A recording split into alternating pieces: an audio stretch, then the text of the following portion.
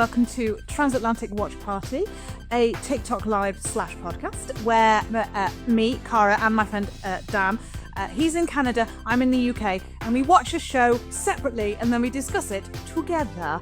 And this week we are discussing 2 episodes of Pan Am because we had to miss a week. So Pan Am episode 11, Diplomatic Relations, and Pan Am episode 12, New Frontiers, or as I like to call it, Kate rehearses for her new role as the Artful Dodger in her local production of Oliver the Musical.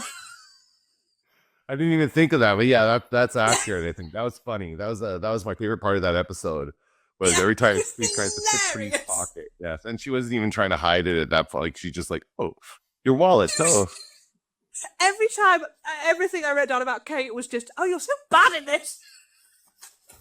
So let's go back to number 11 before we get all excited and skip ahead to number 12. Oh, yeah, it started with a topless Dean, didn't it? A topless Dean and Bridget in bed. Well, that's not what I noticed about him, but okay.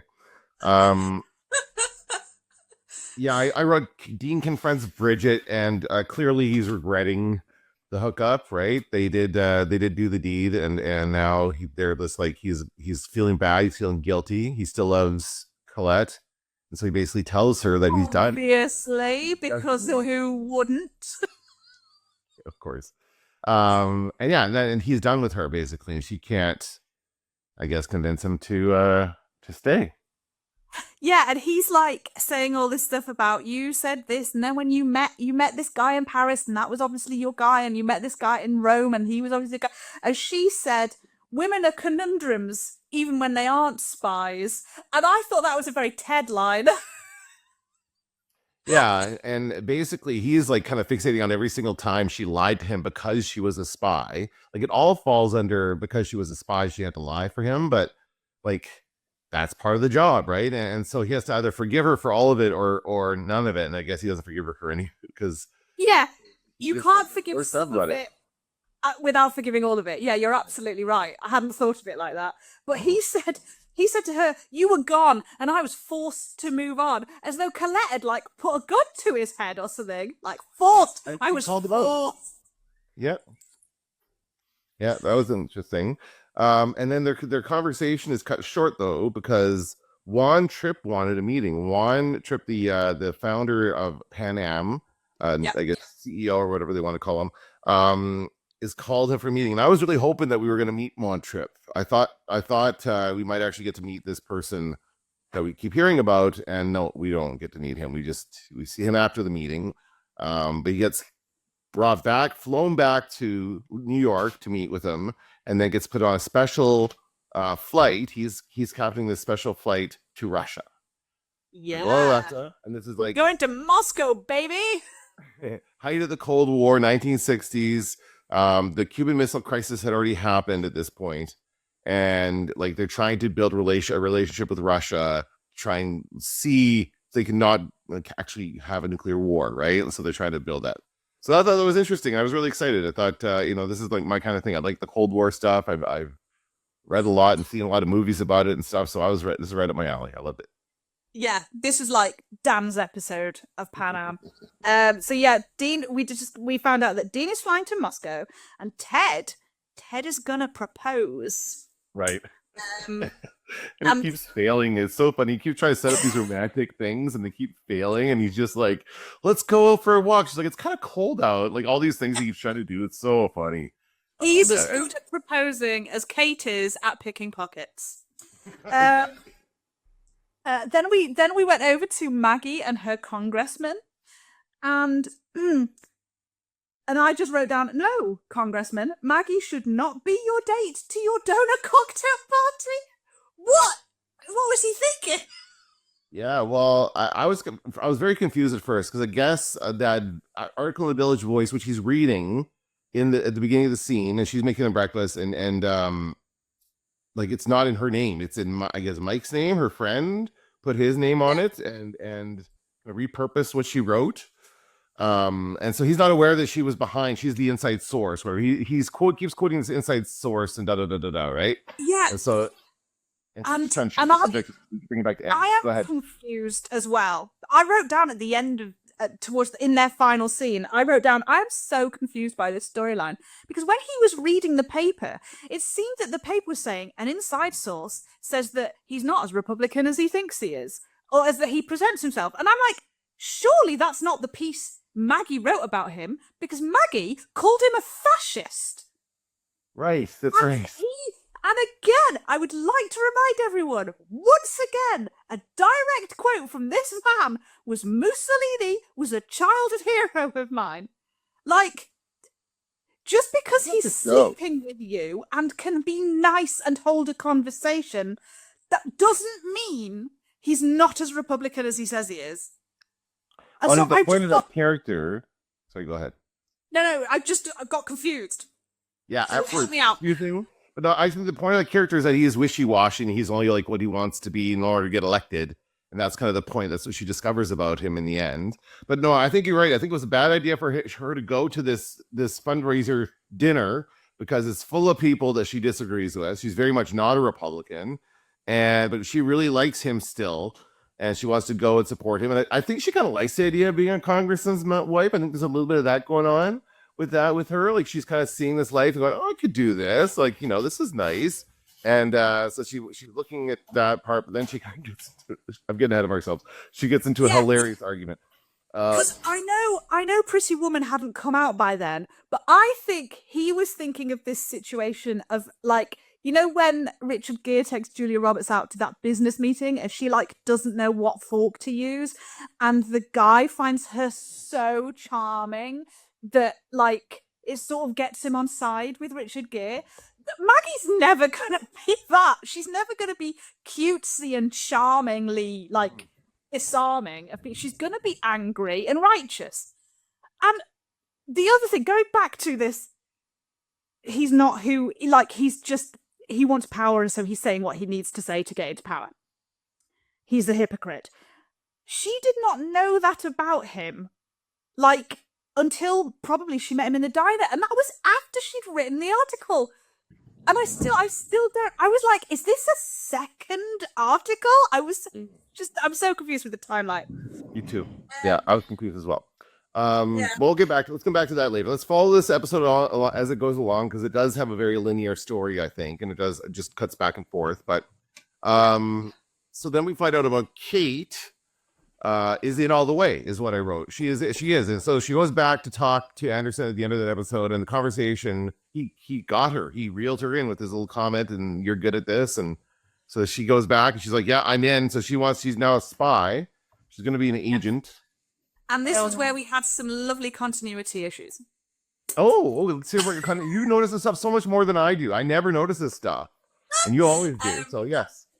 So she's getting dressed in her apartment is lovely. Can I just say, her apartment is gorgeous. I love it. And so she's got those, like, stained glass window doors into her bedroom, into her boudoir, and she's in there, but the doors are cracked open. So she's chatting to Richard, who's broken into her apartment because he's a spy, and why wouldn't you? And she's doing up her shirt, and then she puts her jacket on and she starts doing it up. And then she comes to the doors and it's fully open. And then we see her again and the top button is shut. And I was just like... They had you working on that day. Yeah. You missed your calling in some ways, I think. And that was all I wrote down about that, about that scene. Okay, so you find everything else. Just the continuity error speaks you right out of it. Yeah. No, and I just wrote about, like, she's got to go to Russia, of course, because she's going to Russia. They need her to do something in Russia. And it seems fairly easy, though. She just has to walk down the street and look up at a window and see if there's a sunflower in the window. And that's pretty much it. That's all she has to do, right? Yeah. Okay, Kate, it's all you have to do. Although that does cause problems later on, but then she does much more than that, because she can't not do it more, because she's Kate. But once again, they have given her the barest scraping of information. They go, all you have to do, Kate, is walk down a street. Yeah, she's not allowed to leave the hotel. That particular street is watched consistently by the KGB. There are 4,000 windows that she has to look at. Anybody could have sunflowers. Like, they make everything sound so easy, and then she turns up, and it's a nightmare. Mm-hmm. Yeah, I know. It's I guess like it was very sensitive that housing area where the flowers were. Turns out there's a lot of important people who live there. It was like this free housing they provided. Um, Are you getting a lot of messages? yeah, sorry, my son. I'm on a call right now. Talk about it later. Like, sorry. No, it's fine. It's just I could hear and I didn't know if it was coming from your place or mine. No, it's Yes. So they're going to Moscow, so this is the perfect opportunity to get someone in there. And Kate, as we know, is the best spy in the world. Not. So then Colette and Dean are back on. We just get a little scene between the two of them, and he's like, you know, please forgive me, and I'm in love with you, and, you know, blah, blah, blah, and, you know. And I was screaming at the telly, as you can imagine.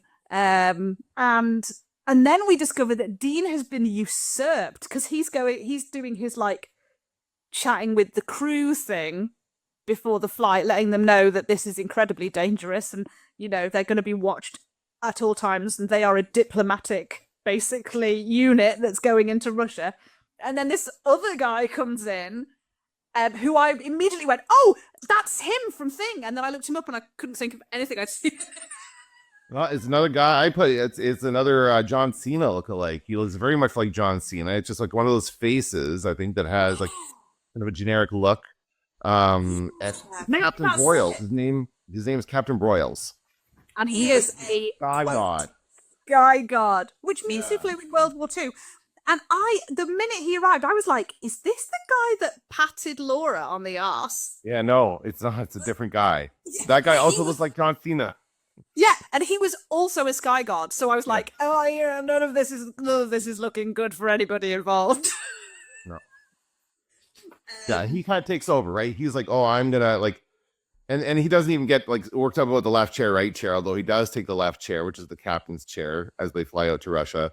But he kind of takes the lead on this trip because he's got so much experience and seniority, and he's a friend of Juan Tripp's or something like that, right? So yeah, because isn't he retired even or something? And he just, you know, somebody says later, oh, you use Pan Am, you use airplanes like they're limousines. You know, he just gets on a plane because he can't pay for his ticket. He just gets on a plane.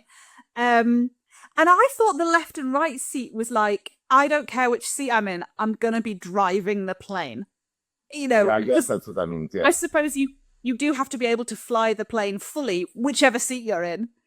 So yeah.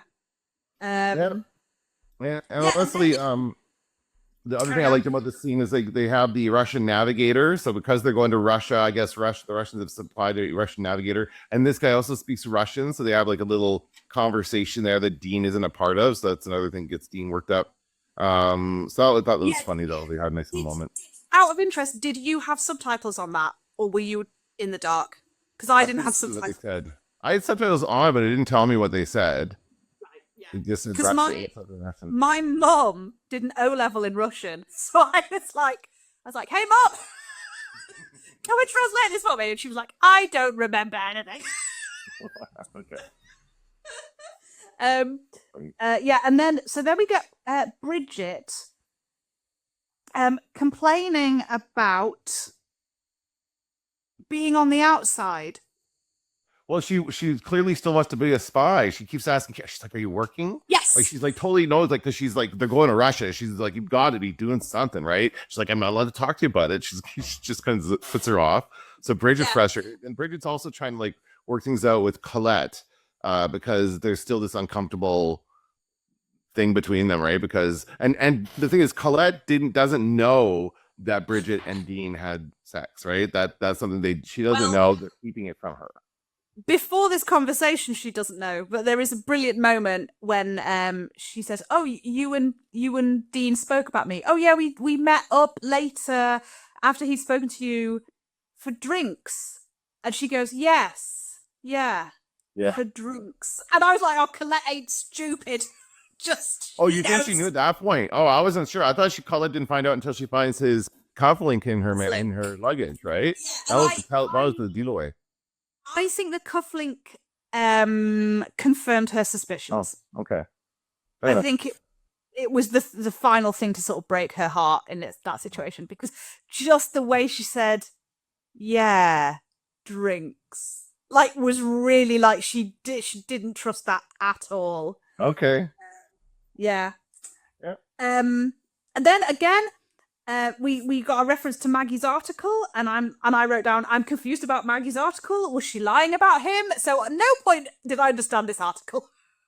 So Mike's banging on her door, and he's trying to get a hold of her. And he wants to warn her that the congressman's office is impressing with her his source, which is the way he framed it. So what I think really happened here is he clearly took what she had written and he reframed it as his own piece. He put his name on it. He said he did some research and got some facts to it. So he probably did it. Like, that's why he felt he could put his own name to it, because he just took, like, it's almost like he took quotes from her article and put it into his other piece. That's what ended up happening. And I can tell you, as a former journalist, that kind of stuff happens all the time.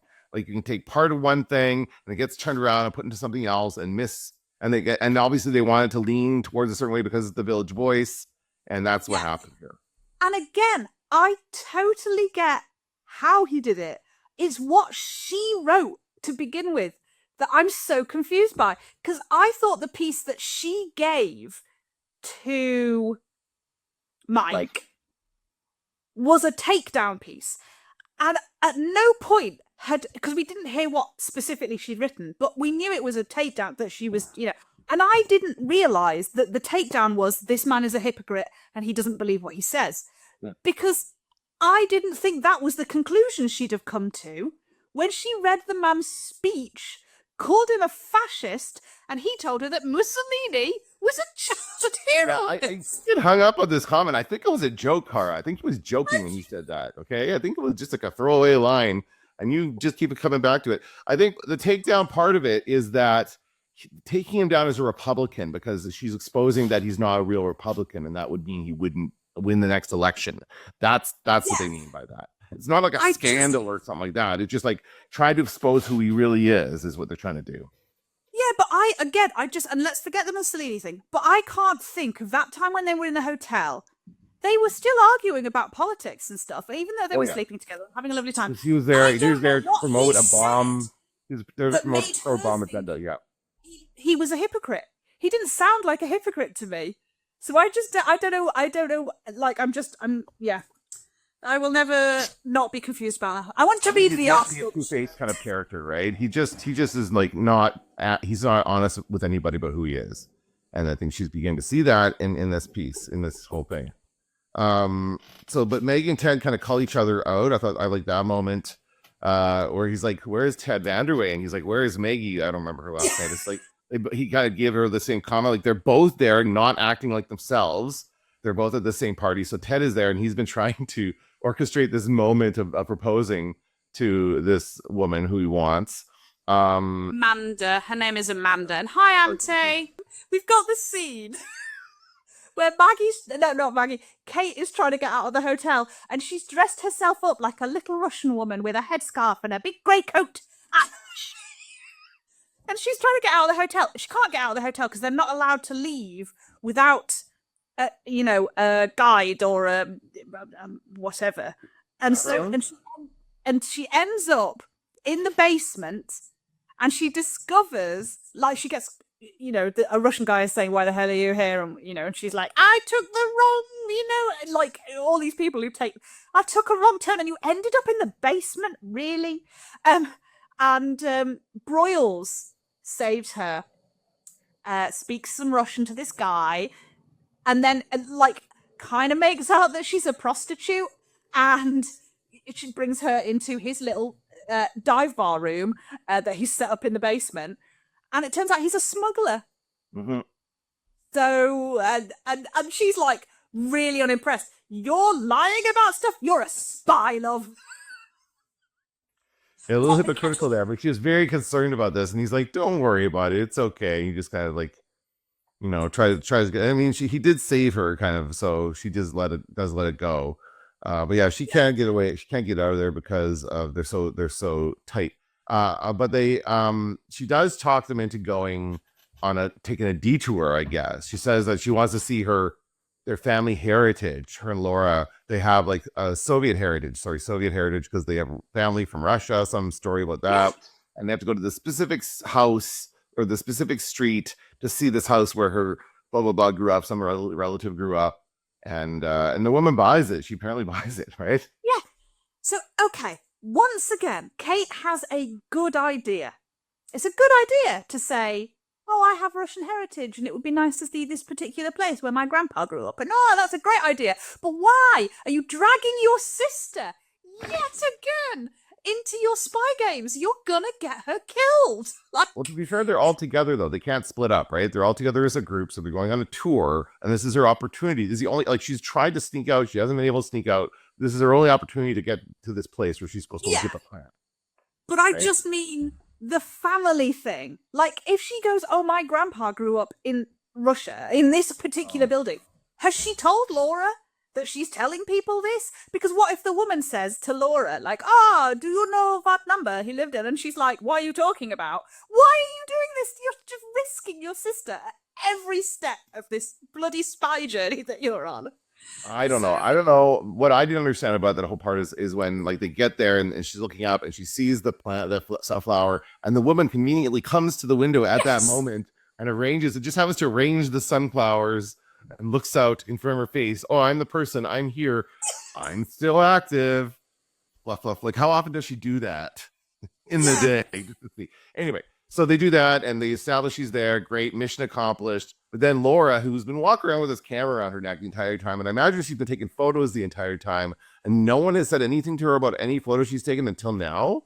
I don't know if they went straight there, but Well, I wouldn't think they would have a problem with her taking photos anywhere. yeah, I think that this is it, everywhere else they've been taken, because this woman was like their guide was like not particularly happy with the idea of taking them there. So I think she's taken them to other sites, and Laura's been taking pictures of things that she is allowed to take pictures of. And then no one has told her that this particular bit is something that she wouldn't be allowed, because she thinks they're just still on their tour. She doesn't know they're on a special bit for her to find the old flat that her grandpa lived in. Right. So she doesn't know that this is a communist party member building, and that she wouldn't be like, Kate's told her nothing. And so, yeah, she gets arrested. And luckily, she gets arrested with Bridget, because Bridget pushes one of the Russian guys. She like touches one of them. And so Bridget and Laura get arrested in Russia because of Kate. Mm-hmm. He's not good at her job. No, she is horrible. She's a horrible spy, and I have more examples of that in the next episode. We got to wrap this up so we can move on to that, because it's examples. Yeah. And so, yeah, Dean's asking about them. Like, they go back to the hotel, and Dean's asking about, like, well, where are they, and what are you doing with them? And she's like, I can tell you nothing, you know. Yeah. And she says, it's not unthinkable your CIA would use stewardesses to gather information. And lady, you are not wrong. You just picked up the wrong one. Yeah, no kidding, eh? And so then we cut back to Maggie at the party, and this is when she gets into the argument with one of the biggest donors, I guess. I wasn't really sure until he said that. I wasn't really sure who that guy was supposed to be. But she calls him a buffoon. She calls him an ignorant buffoon. An ignorant buffoon, and she does correct Sophie in that. Basically everyone just gets shocked silence in response to that. They're so can't believe it. And Ted uses that as the moment to propose to Amanda. He's like, oh, everyone's quiet. Amanda! Well, at least it distracted, right? At least it got everyone focused on something else. So thanks, Ted, for bailing Maggie out of an awkward moment. But the congressman is pissed. Oh, the congressman is absolutely pissed because he doesn't know Maggie at all and thought she'd just be like a fun little, oh, I'm a Republican and yet I'm dating a liberal, and isn't she charming and delightful, and can't we all laugh at her later? And like, no, she was just rude to him. It was brilliant. But Ted, there's a point where Amanda's like, are you all right? And he's like, really, and Amanda had just said something very Republican. And I was like, oh, is Ted uncomfortable? But no, he was just still stressed about the proposal. Yeah. Yeah, that's all he was caring about that point. He's very single-minded, Ted, right? He's got to have his mind on one thing. He's got to accomplish the mission and do what he's setting out to do. So you have this thing to propose. Yeah, worst possible moment, but he manages to do it. She said yes. I was surprised at that. I could have sworn she was going to say no. And I did not expect it to go where it ended up going. That was totally, completely came out of nowhere. Yeah. So then we go back to Russia, and Dean has sent Colette and Kate up to pack up Laura and Bridget's things because he thinks that the Russians will put something in their luggage to, they'll plant something to make them look like spies, and then they'll get to keep them in Russia forever. And that's very smart. He's not a stupid guy, Dean. And so they go up, and Colette says, "To think one of us is a spy, and Kate goes, I know, ridiculous. Yeah, because 2 of you are spies. That's how ridiculous it is." And then that's when Colette finds his cufflink. Yeah, right. And that's, again, I thought that's when she realized. Like, I didn't think she would suspect it before. I thought she was just scared because Dean is being really like sus about all this stuff. He's not acting like he still claims to love her, but Bridget's still around. Like, how does Bridget get put back on the same crew with them? I was a little curious about that. And like, she just like all of a sudden weaves back into their lives like nothing ever happened. Like, I was Pan Am, I would be a little concerned about where she went. And I guess she told him she was sick, right? So that's the story they're sticking with. But anyway, yeah, it's a very difficult situation. Do you know why she's back on that plane with them? Because plot. Right. Yeah. That's the answer. That's the only explanation for that. Yeah. And yeah, so the cufflink, I think, is what, like, she might have wondered about it because Bridget had said that she and Dean had met up again, and Colette hadn't known that, and she was a little bit like, but then the cufflink definitely makes her go, oh, he slept with her. Nice, thanks, Dean. Lovely. Like she was keeping it as a memento or something like that. Like, it's like, why would it be in her suitcase? Yeah, because we saw in the first scene, when he gets the call that One Trip wants to see him, he says, "Oh, where's my cufflink?" All right, yeah. So I don't know whether this is manipulation from Bridget because she wouldn't have thought that Colette would go through her stuff, so she hasn't got that planned. So she just brought it on the plane to give it back to him at some point, and so so it was in her luggage. But I didn't realize it was going to be like that. They all have little Pan Am cufflinks with their, that you initials, yeah. With your initials, they're so cute. There's a lot of cute stuff in this, like the detail that they go to in these planes, and there's a scene, I can't remember which episode it was, where one of them's like setting out glasses on the plane and maybe it was Colette doing that, and she put the glasses out, and it's all very nice. Like, they did it in style back then. They really did. Yeah, they had flowers and stuff. Yeah, it was incredible. So yes. Then we cut to the Russian interrogation room where no one is being interrogated, but the holding cell. And Laura and Bridget are being held together, which sort of surprised me. But Bridget, Laura's like having a panic attack, like she did when she was on her wedding day. Same situation, that is the same. The second time she's been in like an interrogation room in the series so far. Was there somewhere else in another country where she was put into that? So. And Bridget's very calm, and she calms her down, and she's very useful because she knows what's going on, and she's like, this will happen, and then that will happen, and whatever. And Laura's like, how do you know this? And she's like, never mind, I slept with Dean. And I was like, are you trying to distract Laura, or is this a manipulation thing? Are you hoping that she'll tell Colette? I just don't trust Bridget. No, I don't think it is. I think she's just like needs to tell somebody, right? She can't tell anybody your secrets. She just tell Laura, and she's also trying to distract from the fact that she knew how to deal with these guys once they get into it. We also get this interesting other explanation about it from what's his name, from the other captain. What's his name? Yeah, and he talks about how like when they're freaking out in the hotel because they're not coming back, they're just sitting there. And they don't want to leave without the 2 stewardesses who've been arrested. And he's just like, no, just relax. This is just a power play. They're just trying to intimidate us, da-da-da. and they'll be released once they made their point. And that's he's just kind of relaxed. He's eating nice. He's just enjoying the food and having a great time in the hotel. Like he's just nothing we can do about it, guys. And they're all freaking out. And I thought that was hilarious. But he's right though. He is right. Like this has nothing to do. They have not picked up the correct spot, as he said. This has nothing to do with Kate. They picked up somebody for taking photos, innocently taking photos. They've seized on that as the appropriate thing to do to arrest them and make an example, right? And say, if you tell Americans, if you mess with us, if you do this stuff, this is what's going to happen. They're sending a message, and they will release them. And he's right. That was ultimately the plan. Although we don't really know if that was ultimately the plan because they got some interference, right? So there's something else was happening. Yes, because Kate managed to she went and saw, is it Anastasia, the lady? And it was, again, I mean, so they're keeping Laura Bridget. And then, so I was like, so how did Kate get out this time? Because surely this time there is more security and more people watching to make sure they don't leave. And yet this time she manages to get out of the hotel. She manages to get to Anastasia. She knows the KGB are always watching this building. She gets to Anastasia's door, and this woman cracks it open, the chain's still on, and she's like, I cannot help you, these people are always watching. And then Kate just goes, please, it's my sister, and she lets her in. Absolutely ridiculous.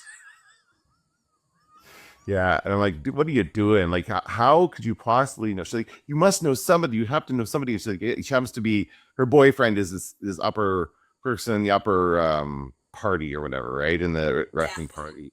So she does have connections. This, and then that's why she's a spy. Like, wouldn't that be exposing her a little bit to ask her this favor for this, like, to let these, stewardesses go? Like, you're kind of exposing the Russian spy there, aren't you? Right? Yeah, there is no way on earth that she would be allowed to do. And I just wrote down, Kate, you are being a terrible spy. You're getting involved because you're emotionally invested because it's your sister, and you are exposing a very important Russian asset. Like, no one will approve of this. No, you're not going to get a round of applause when you get home for figuring this out. She's just terrible. But I don't think we actually got some repercussions in that, did we? I don't think we actually saw any repercussions for her from that in the next episode. and then we have the whole Amanda situation, and I got it when she came into the room and she said to Maggie, "You're so brave, and I wish I could be brave like you." I wrote down, "Wait, is Amanda gay?" Really? Oh man, I didn't catch it till she was like, right, pretty much leaning into the kiss at that point. I went, oh, so yeah, you clued into it way before I did. But that's the hook with Amanda, is that she's gay, and she's just gonna marry, and as we learn later, she's just gonna marry Ted to be like a kind of beard, I guess, as they call it, to be so she can appear to be straight, and have a normal life, and then still see people on the side. She thought Ted would be okay with that. Yeah, that was a shock. I didn't think they would go there. And of course she basically assaults Maggie. She basically leans in for a kiss. Maggie's like, whoa, what's going on here? And then they get interrupted, I think. Yeah, I can't remember if they were interrupted or whether Maggie was just so, and then Amanda was like, all right, I'll see you later. And then we go back to the plane because all the Americans are being thrown out of Russia.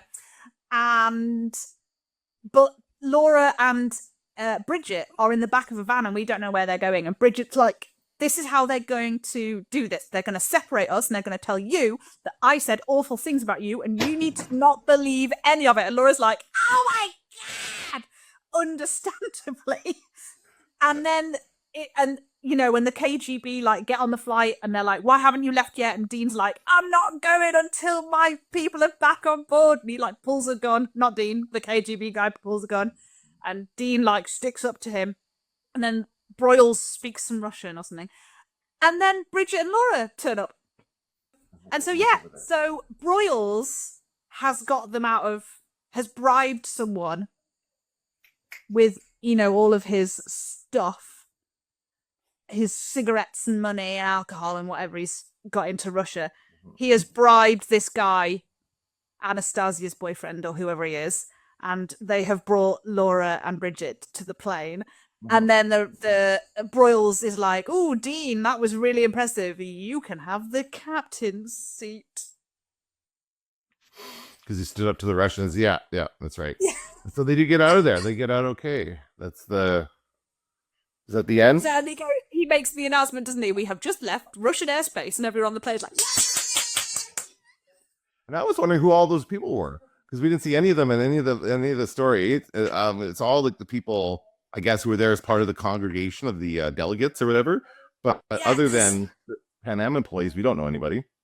Yeah, the back half of the plane was empty, wasn't it? That's right.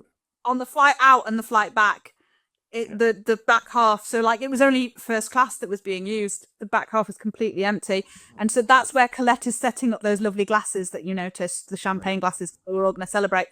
And Dean obviously tells her, but he does it in one of those classic movie ways where you don't hear it, you just see them in the distance, and you see one of them get upset and walk away. Yeah, and so he tells her, but like she'd already figured it out, right? So, but you know, he's like, I want to be honest and and she's like, no, I'm done. He walks away.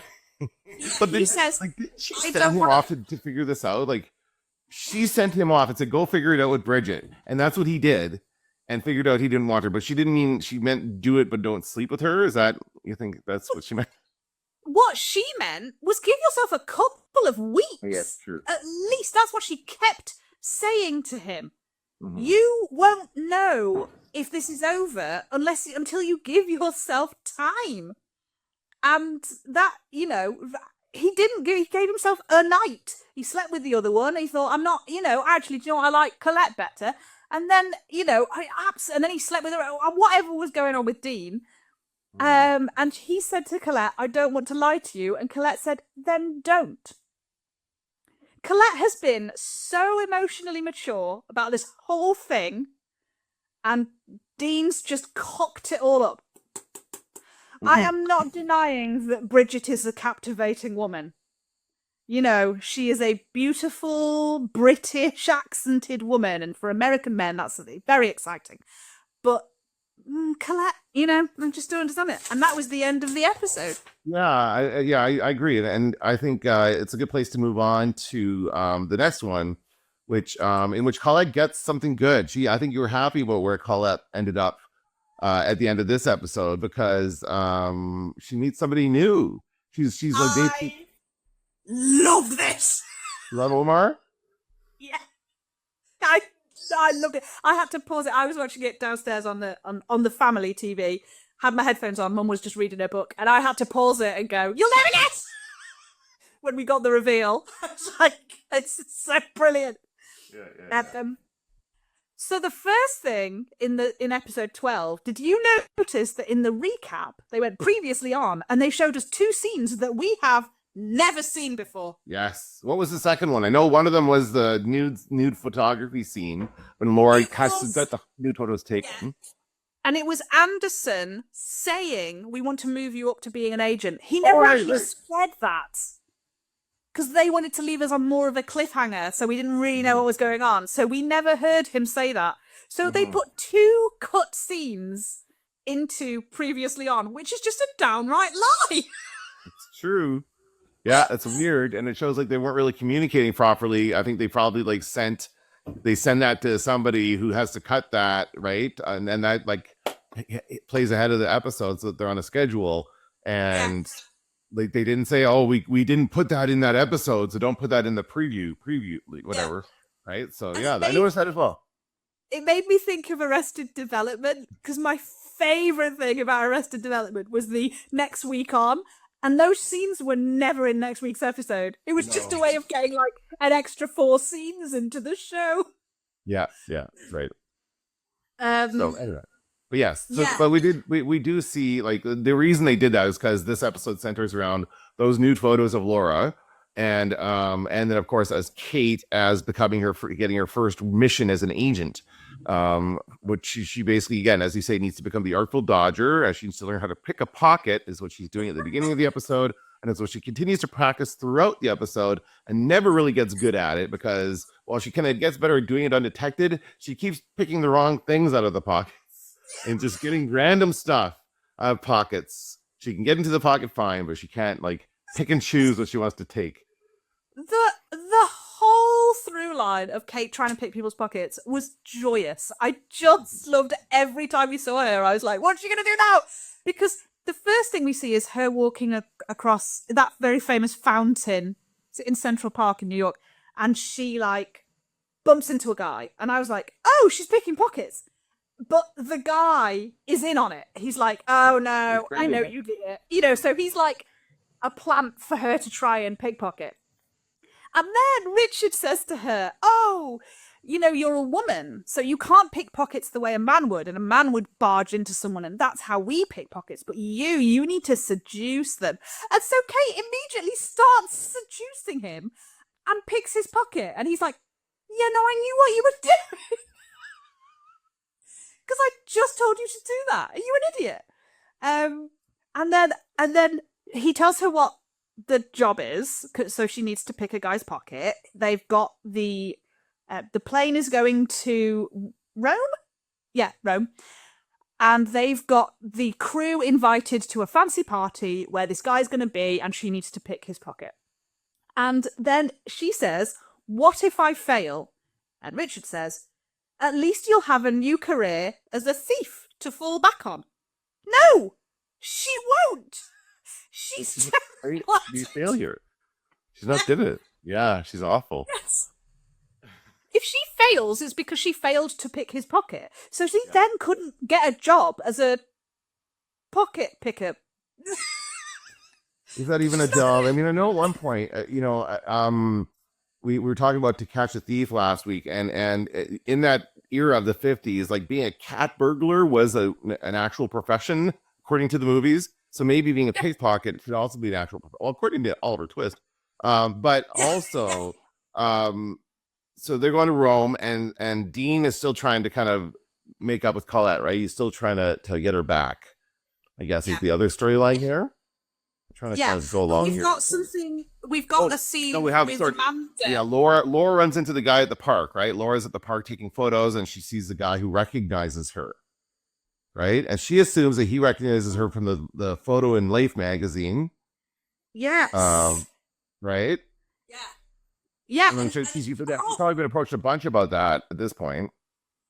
Yeah, but also she's probably, if she didn't, and without realizing it, she's probably been approached by people who've seen the photos that this guy has seen, and they just haven't specified that to her, which is devastating. And like I saw when we see the pictures, it's like it's not full frontal. Do you know what I mean? Like she hasn't got her nits out or anything. No, I think there is at least one that is. I think there's the one where we don't see it. She goes, "Oh my god!" Like when she goes in and she actually sees it. There's one that she reacts to, and it's probably like a full everything. So I assume that there's a few in there that are completely. That's what they would do back then. The ones we see are very tasteful, but absolutely horrifying for her. Absolutely just the worst thing to find out. She was being brave, she was being vulnerable, she was trying to do new things, and he just absolutely took advantage of her, which everyone would kind of assumed he was when she told them that she'd had nudes taken, you know, and they were like, oh, Laura.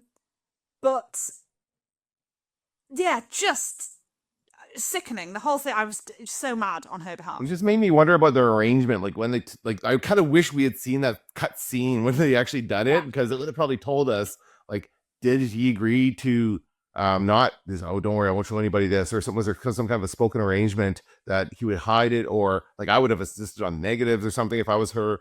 So something there. She seems completely taken aback at this, that this is on display. And then the curator at the gallery, they're on display at the gallery, public gallery, everyone can see. And he says he bought the negatives and everything from the artist, and that he's got a very interested buyer. We find the name of the buyer later on, a very interested buyer. And then, but then she's so upset about it. He's like, well, if you can, give me $500, that's what I spent on it. Yeah. then I will sell them back to you at my cost and then break even at it. And he's being nice about it. So I'm like, that's nice of him. And then she's like, $500. And I think in that moment, she's like, holy crap, that's a lot of money for like not a lot of work. Right. So I think part of her was like, oh, I could make money this way. Just to let you know, you skipped to halfway through the episode. But Really? Yeah. Sorry about that. Because I wrote down, I Googled it, I wrote down how much $500 then would be now. And it is $5,000. So she has to get, 5,000. She has to find $5,000 in the space of a day, And so we'll leave it at that, and we will skip back. Sorry about that. I thought I was going by I'm kind of going looking at screenshots here, and I'm like at 15 minutes through, like right after. But I guess we skipped the part about Ted, right? Oh, we skipped the part where Maggie's having the conversation with what's his face. Well, we skipped the part because, first of all, Amanda turns up at Maggie's apartment. Right, yes. To sort of say, please don't tell anyone. And don't tell Ted that I made a pass at you. Yes, that's what she shows up. She said, I just got caught up in the evening's emotions. And I was like, that does not equal. I was so excited about my boyfriend proposing that I immediately had to kiss a girl. Like, those two things are not the same thing. Then we get the conversation between Ted and Dean, and I wrote down almost the entire scene. It was so good because Dean's going, I'm in love with both of them. I'm in love with Colette and I'm in love with Bridget. And he goes, well, technically you can be in love with 3 women, although I'm not going to go into the specifics. I was like, oh, Ted. And then he said, it's the sex that ruins everything. It makes certain relationships more fun, but the fun ones are not the ones you want to marry. And I wrote down, oh, fuck off, Ted. And then Dean says, that's the only rational thing you've said all day. And Ted goes, good, I've met my quota. And I was like, oh, I love you, Ted. He's a brilliant character. Yeah. He's such a well-written character because he feels like a real person. He's terrible and great all at once, Yeah, and he's very kind of, again, as you say, single-minded, and he's. But then, sorry. And then he speaks to Maggie, and Maggie immediately tells him what happened. Right, I'm like, what are you doing? Like, and then he's like, what do you mean? Is this a joke? What are you talking about? Because all of a sudden gets concerned, and she's like, wait, yeah, it was a joke. Never mind, everything's fine. Goodbye. And she just walks away. I'm like, oh my god, that is like the worst thing to do. Like the worst of both worlds, just to tell him and then pretend that it wasn't real. Now he's gonna have that in his head the whole time. And Maggie has this idea that she gives off a vibe, and I appreciate that because I myself have often given off a vibe. Okay. I have often been out back in the days when I went out and I went to like clubs and stuff. I would always be hit on by hot blonde women, and I was like, I'm in the wrong game. These women are very attractive. This is horribly disappointing for me. And so Maggie's like, oh, it's, I obviously, I'm giving off a vibe, that's why Amanda kissed me. And then Kate gets all handsy with her because she's trying to pick her pocket. And Maggie's like, oh no, it's happening with you. Yeah, I was dead. And Kate gets so distracted that she drops whatever it is. That she just her wallet on the floor. And so again, Kate, you are so bad at pickpocketing. And then we go to Ted and Amanda talking about, or looking at China. They're picking at China for the wedding. Oh no, we've got one more thing. Omar turns up. Oh, that's when we get Omar. Yes, that's right. And right in the middle of an argument between Colette and Dean, Omar pops in and he's like, he's just wandering the tarmac. Yeah, he's like, they say they just found him wandering the cargo area. And I'm like, who are these people? Like, I know that it was the 60s and it wasn't as maybe secure as it is now, but how do these people get onto the tarmac? Well, I think that was a deliberate message at the time to say, and especially that his name's Omar, and he's just gonna put him onto the plane and no problem, and he's just gonna sit down and charm the heck out of everybody, especially Colette. They immediately connect, and he's like, "Hello," and "Oh, hey," and and Colette is definitely looking to connect because she wants to piss Dean off, I think. That's right. But then he does continue to actually charm her, and he is a really charming guy. Yeah. But yeah, and then... Yeah, and then we go to the China, and Ted is as interested as you might expect in the China, and Amanda... I like the way they sort of...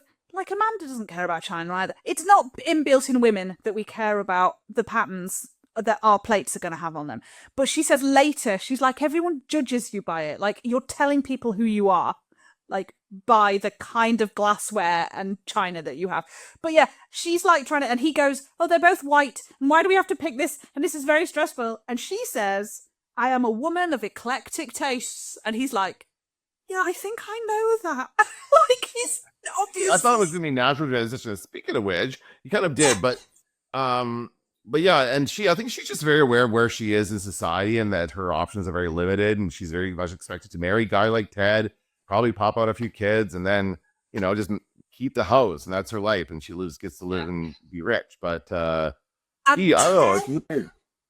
Ted is, as you say, he's a very single-minded man. He's very focused. The only reason he proposed to this woman is because he wants to sleep with her. And she wouldn't sleep with him until he put a ring on the finger. And so he's like obviously concerned. And I think she's figured out that and so she kisses him. And that's it. He's like, okay, never mind. We need to never talk about this again. I'm like, Ted, come on. Yeah, I guess. Yeah. Oh, and then this is the scene we get the first time that Laura sees the photos. This is where she goes to the art gallery for the first time. And she says something absolutely brilliant. She says, because she's saying, oh, people only like them because I'm naked. And he goes, no, it's not about that. It's about how people feel when they look at this, how it makes them feel. It makes them feel brave and, pioneering because, this is what you've done. And she says, I only know how they make me feel and I want them down. And I was like, Laura, you're magnificent. Like, she's very naive and she's very trusting and whatever, but she's trying so hard to find out who she is. She's so committed to herself as a person and her new experiences and her new life. And she's just brilliant. Mm-hmm. And again, it was like just one of those photos of her were just gorgeous. Oh, for sure. And again, yeah, it was just another thing. I was saying to my mom, like, I can absolutely understand why she was the person who came out of this cast and just went supersonic. She is just effervescent. She's just so beautiful and so charming and so luminescent. I was talking to my mum about when I first saw Marilyn Monroe, when she first turns up in All About Eve. I was flabbergasted. She's the most incredible thing you've ever seen. When she walks, she has the briefest of appearances, but the minute she walks on that set, you're like, stop everything. What? Who is this? It's incredible. And Margot Robbie has that about her. Yeah. That she's terrific, and everyone else is terrific, and everyone else is hot, and she's hot. But there's just something about her that's really special. And so she goes to the only person she can think of for that $500, which is Ted, because he knows Ted's rich, and Ted could probably give her the money. She doesn't even get a chance to ask Ted for the money, though, because he leaves. Why did he leave? You gotta get a phone call or something. You have to leave the room. He's only in the other room, so I can't remember why. Yeah, no, I can't remember why. Phone rang anyway. It leaves those two alone, and I'm like, here we go. Yeah. I'm like, this is not good. And so she ends up having to she tells Amanda about it, and Amanda's like, $500, no problem. She could just write out a check for $500, no problem, because she's also rich. Yeah. Right? And she doesn't even tell her why. She just gives her $500. She doesn't even say, like, oh, what's it for? I have to buy back these nudes. So she doesn't even have to, like, embarrass herself in front of Ted to say, like, oh, I got myself in this situation with naked photos. So Amanda completely says, she's like, well, but you don't even know. She's like, I'm buying your friendship, which was really. But I'm like, what else is she straightforward. buying with that, and where is that going to go? And I think I have an idea where they wanted it to go if they had continued with this. Maybe I don't know if we're going to see it in the last couple episodes, but yeah, Amanda's like has other thoughts certainly there. Yeah. And we also have had the scene with Colette and Omar on the flight, where she's like, have you been to Rome? And he's like, no. And she's like, these are the things you should do. And he's like, I don't have any money or any luggage. I literally just booked a ticket and got on the plane and I have nothing. And like, he invites her to go to the Trevi Fountain at sunset with him. And it's a lovely scene, and he is charming and she is gorgeous, and I love both of them, and there is some bottle continuity in it. Oh no, here we go with the continuity again. I hope you make videos about these, Cara. You should make videos about these in particular. They're not big enough to make a video about. They're just silly little things. She just puts the bottle down and then it's back on the tray, and I'm like, but again, just don't do that. It's so easy. Just leave it where it is. Don't touch it. Yeah, and then we get the conversation. They're in Rome now, and we get the conversation with Maggie. Wait, is this? Yes, he takes her out to dinner, doesn't he? Broyles. He takes her to Jack Kennedy's favourite restaurant, and he basically hits Maggie up in a very similar conversation that Richard had with Kate. He hits Maggie up to be a smuggler, and I was like, this is insane. So their flight crew is going to be 2 spies and a smuggler, because Colette said she's moving to Hong Kong, so it's going to be one hell of a plane. But Maggie's not into it. No, is she does not want to be a smuggler. She's not the person that he thinks she is, right? She's trying to figure out who she is, right? And he does call her out about some stuff. Like, he knows that she doesn't have a real degree, and that she's kind of has bullshitted her way to where she is to a certain extent. And so he kind of recognizes that and sees that she's good at the same kind of stuff that he's good at. That's why he thinks she'll be a good partner, but also because she works for Pan Am. And they're just clearly being taken advantage of by these men, right? It's just another middle-aged man trying to take advantage of a younger woman. And she doesn't want to have anything to do with it. Yeah. And she like wants to get into politics, and he's like, people who get into politics get into it much younger than you. And I was like, yeah, but she's going to marry her way into it. You know, anyway. Yeah. Then we have the scene where Omar, Dean, and Colette have a run-in. And once again, I do not understand hair. Colette's hair is so much longer in a ponytail than it is in a bob. I don't know how the physics of the hair in this show is extraordinary to me. And so her and Omar have come back on their Vespa, and they've had a very nice time wandering around Rome or whatever they've been doing. And Dean, oh yes, we've missed a bit. Dean knows that there is a smuggler, because the Italian police had been like, hey, your flight manifesto's wrong, your cargo manifesto's wrong. And he's like, I never signed that. And so they're like, has anyone aroused suspicion? And he's like, you know what? The guy who was wandering around the cargo area with no luggage and no money, he seems a bit suspicious to me. Which, to be fair, is a little bit suspicious. Well, yeah, but to be fair, I never thought for a second thought it was Omar. I immediately thought it was Broyles, right? This is the guy who's smuggling. We saw him smuggling in the last episode. We know this is what he does. And I assume he was on the flight, although we didn't actually see him on that flight, but he's there in Rome with them as well. So I just assumed I thought this was a red herring and just a way to get Dean. I don't even know if Dean really believed it. He just saw it as an opportunity to get Omar separated from Colette, right? Yes. So that's all he really cares about, is getting Omar out of the picture. And so but he does fit the profile, to be fair. He was wandering the tarmac, and he shows up with no money or anything. He's just kind of like seeing how things go. And she does, and as a result of this interaction, as you said, she does invite him to the party they're going to tonight, which is a big hullabaloo with a big fancy dress and everything. So they're all going to this big party. Yeah, and just to say, we did know that Broyles was going to be on the flight because he is at Maggie's cubby. That's right. He said that. Flight. That's when he invites her out to lunch. And so so Colette. So we know it's him. We're never meant to suspect Omar. But So Colette says, "Oh, Omar's taking me to the party," and Omar is like, "Get in!" as he should be.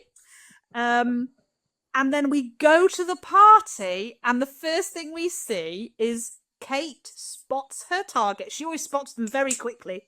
They're always just in the right place at the right time. Well, they kind of walk into her point of view. Like it's not. She doesn't have to work hard to spot them. They walk like into her field of view, and oh, here he is. And he does this multiple times as we line in the party. And you see him checking his coat. Now, I immediately went, you need to get the coat ticket because what he's got is going to be in his coat. But Kate did not think that. She did the man thing first. She bumped into him and she picked his pocket successfully. And then she looks at it and she's got the wrong thing. And I was like, this plot is brilliant. Yeah. And then I can't remember what happened next. I wrote down poor Amanda. Oh, so we must have had another scene with Ted and Amanda. And Ted is again leading into the conversation like, let's get to know each other. And Amanda's like, he knows I need to do something. So she starts taking her clothes off and she's like, let's have sex. And so I was like, oh, poor Amanda. She's just in such a terrible situation. Yeah. And so, she doesn't want to sleep with this guy. And she's going to have to, she thinks, to kind of just make him forget about talking about this stuff. Because she hasn't done it before, and not because it's her fault or anything, but she doesn't know what it's like the first time often, and then doesn't know that it's not great. And he kind of does, I guess. He talks a little bit about his first time, which is awkward in the moment. He's being very Ted about the whole thing, but it was such a bad idea to do that. And she thought she was going to solve the problem just in that moment. And she's like, it's okay. It gets better. Right. That's so they come away with that conversation. It gets better. So and then they had to continue that later on. But that was the poor, well, I wrote down poor Amanda. Then we had another couple of scenes, and then we got the scene where they were lying in bed after the deed, and it obviously hadn't gone well. And I wrote down again, poor Amanda. That was just like. I mean, let's just wrap that one up because the next scene with them is just at the park bench. That was again at a park bench for no reason. I thought that was because we saw them from a distance, and I thought that was Kate and Richard, and that she was hugging him to kind of prove that she could pickpocket. And then it turned out it was Amanda and Ted. No. Yeah, it was them talking about stuff. So they and they're having like this awkward conversation about it. And she's like, and she tells him the truth about who she is. But she thinks that it's okay that they could just like get married and he can see whoever he wants and she won't care and he can have and he can travel the world and have girlfriends and be Ted, and then she can just sleep with his friends who are also stewardesses. Well, she's suggesting a lavender marriage, which was a very common thing. Okay. And that was when people of different sexualities married and just had, separate relationships, but had a marriage of convenience. And she says to him, you could even have Laura. That's what she says to Ted. And I was like, you could have Laura. Yeah. She probably has more than that in mind for sure. But she certainly can see, and I think there is probably a connection between Ted and Laura. I think they're friends, and maybe there could be more there. But he's obviously hasn't been pursuing that because he's been so focused on her. But yeah, that was that awkwardness, and where did we end that conversation with them on the park bench? Well, we didn't because something very exciting happened at the end. That was that jarring end of the episode. Yeah. Yeah. So let's go back to the party. So we see Colette dancing with Omar, and she says to him, where did you learn to dance like this? And I was like, what? Side to side? It wasn't the most exciting dancing that anybody's ever done. It was just side together. But well done. She was obviously very impressed with it. Maybe Dean is a terrible dancer. We don't know. And we find out because Dean's like, there he is. He comes in with the Italian police.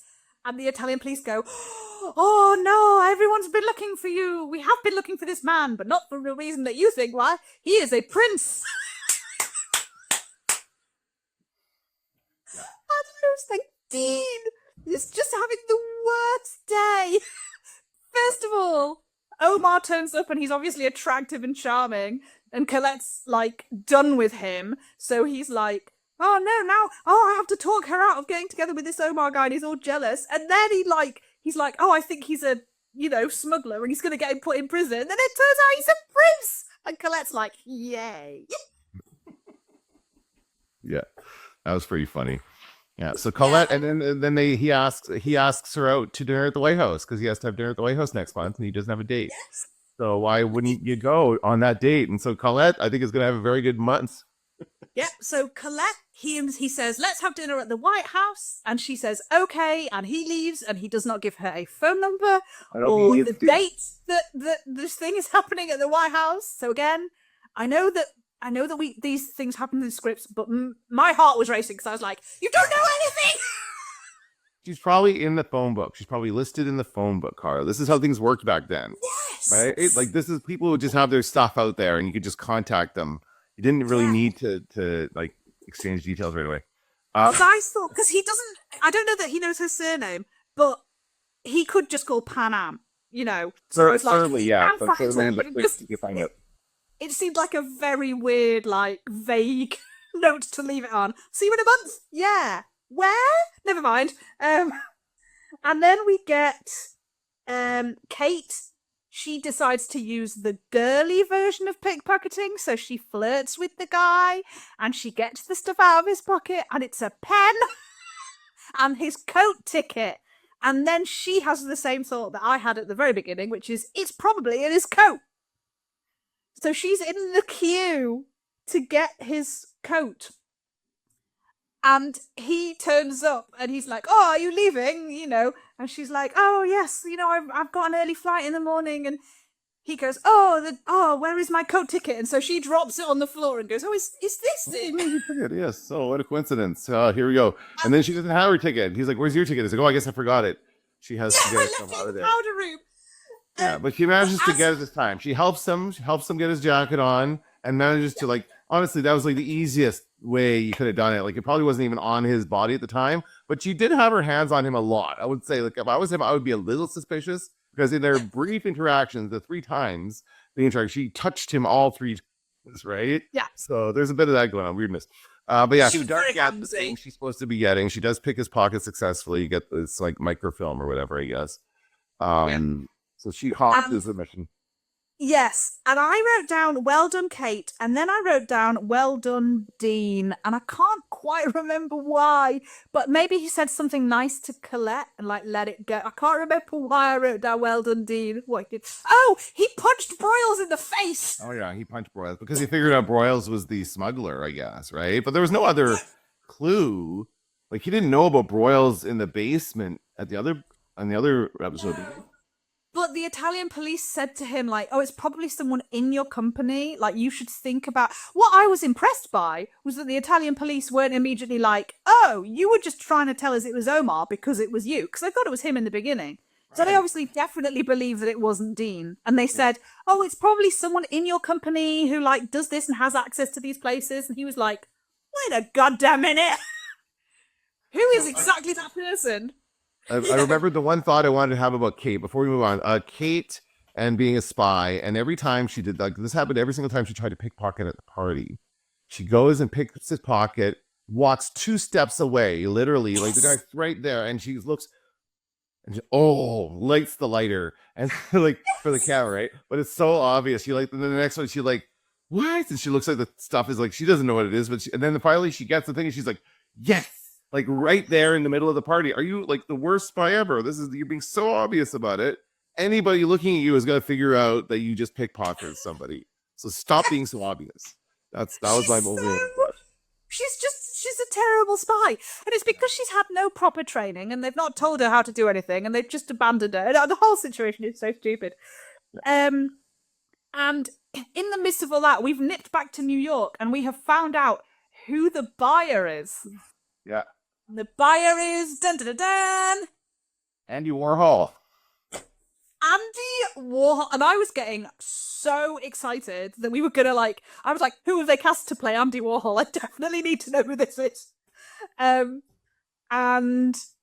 they and so they were like, not only does he want to buy the thing, he would like to meet you now that we know who you are. And he's looking for a new model. And I was like, oh wow, Kate, like that could be very, I don't know how much you make as an artist model, but it's definitely a very interesting different career path for her. Yeah, for Laura, and I think that it kind of it went from like, I'm so ashamed of these, I don't want these up, to like, she comes there during a showing, and then somebody recognizes her immediately as the woman from the photos. So, oh my God, you're so brave, and all this other stuff. And so she kind of like, oh, okay. She kind of like, when she sees the reaction everybody else has to it, she feels better about it. She can feel good about it. She like takes off her headscarf and is like, oh, me, just me. Oh, you sure? Headscarves are very popular these episodes. And then, but that still doesn't take away from the fact that this guy sold those photos and negatives without her permission, right? That was still like, that guy. I'm sure he won't get any comeuppance, but I wish he would get something, because that's still not okay for him to do that. But in the end, she still seems to like, oh, okay, I guess like maybe I could be a model. Maybe this could be another career path, right? Because she really only seems to be interested in, like, the Pan Am thing is about traveling the world. Like, even when they're in Russia, she's like, well, we see Lenin's tomb and stuff like that. Like, she keeps asking about the touristy things because she wants to be a tourist. But she also can see like this could be another path. But also she wants to be a photographer. So right. I think her wanting to see, Lenin's tomb and stuff is like, what kind of photos can I take of this? Oh, yeah. That's true. And so I wonder if she thinks like, if she gets to be an artist model for Andy Warhol, how much would she learn? And she'd get into the sort of social aspect of that, and she'd be able to network, and she could learn, and maybe she herself would become an artist. And I see Laura as like one of these people who grows, she'd end up being like a war photographer. That's just where I see her story ending up, like way in the future. Kim Basinger in Batman. Vicky Vale. Oh, right, yeah. Like, I just think that's the sort of, she's got this ambition about her. She hasn't found what it's for yet, but she has drive, and she can get stuff done. And she is brave. And sometimes through her naivety, she's brave, but she is brave. And so I like to think that if nothing awful happens at the end of episode 14, if they don't all die in a nuclear blast or whatever happens, that's where I imagine that Laura ends. Right. Well, let's keep that. Let's have a conversation at the end where like everyone will go off. We'll have our own ways. And so this one comes to an abrupt end. I thought this was a very powerful moment. Like, honestly, I wasn't expecting it. I didn't realize where we were lining up in the timeline as far as the 60s. And I'm like, oh, this is that. And I'm like, okay. And they did it very well. Like, as far as like, here's how the news broke. Here's how everyone found out when Kennedy was shot. And they're all like, and even like the report saying he's still okay. Like, he's still alive. And Maggie's like, he'll be okay. He'll be okay. Like, she's like just trying to tell herself that. That was a great scene, the way they did that. Yeah, I loved it because it was very, where were you when you heard? Yeah. Because they were all doing completely mundane things. They were all just living their lives. And then this absolutely fundamentally life-changing moment happens. Mm-hmm. And I thought that setup was really good. Mm-hmm. Unfortunately, did they think of the film Parkland, which I didn't think was terribly good. So that sort of put a downer on it. It just reminded me of the time I went to Dallas and I visited the spot where Kennedy was shot. So oh my God. I did that, yeah. That's the first thing I did when I got there. I don't know. That's the kind of thing I do. Well, it's a pretty big thing to go and see. I'm not surprised you'd want to go and see it. It was within my walking distance of the hotel. I'm like, I got to take a walk down there. Why not? Yeah. So anyway. But yeah, there we go. That's episode, was that 12? So we only have 2 episodes left. And I guess, are they going to continue this in the next one? Is that what this one is about? Oh, I don't know. I don't know what's the next episode called. I know, it doesn't always say where I'm watching it, so I don't know. I don't even want to look. We'll figure it out next week. Don't worry about it. Yeah. We should probably get offline because of the 2 episodes we've been on a bit longer than we normally are. But I did just want to say, we normally talk about like what we've been watching, and this week. Mum and I watched another episode of a show called Death in Paradise, which is a BBC murder mystery show where there's always like, it's set on like a Caribbean island, and there's a British detective that for some reason has to go in and be the detective inspector, and it's a little bit racist. But because normally it's always been a white guy that's come in with this like all black cast and like he's in charge of everything, and I'm like, I don't like this, but it's just a stupid comfy murder comedy show. You know, it's very silly. It's very aware that it is very silly, but it's been going on now for 14 seasons. And last night, the one that Mum and I watched, we think they finally run out of murders. Like the one that we were genuinely excited during the episode to find out how this had been done, because it was so unlikely a murder situation, and the way that it turned out it had been done was so stupid that we were like, we think maybe they've lost them. We think maybe they've gone too far now. Oh, that's interesting. Well, I've been watching, speaking of murder mysteries, I've been watching, I like to go and find older TV shows to watch for nostalgic reasons. And so Murder, She Wrote is one of those shows I've found on Roku. So this is Jessica Fletcher's Angela Lansbury, of course, starring as Jessica Fletcher. She's a murder mystery writer who also solves murders in real life. And just every episode comes across a murder. I think there was a video at some point I saw somebody put out a theory that she was behind all the murders. Jessica Fletcher really was playing. The greatest serial killer of all time. Okay. Yeah, but it's actually a very funny show. And in this episode that I just finished watching, it was the murder suspect was a dog that had just inherited $15 million. So the dog had inherited an estate, and somebody set up the dog to look like a murderer. And it was like a cute little beagle. So that's God, that is amazing. There is a great Poirot called Dumb Witness, and the Dumb Witness is a dog. It's a fox terrier dog called Mr. Bob. So Poirot, of course, calls him Monsieur Bob, and he is the most gorgeous thing you've ever seen. Yeah, but over here we currently have, and I think we have a show called Solve Along a Murder, She Wrote, and it's like a one-woman show, and you know, enacting all the stuff, and you have to like guess who did it. That's awesome. That's so much fun. I'll check that out. Sounds great. I really want to go. All right. Yeah, so let's call it a night, because I'm shattered. Thank you very much. It was a big time. Yeah, and I will see you next weekend. All right. Yeah. Bye. Bye.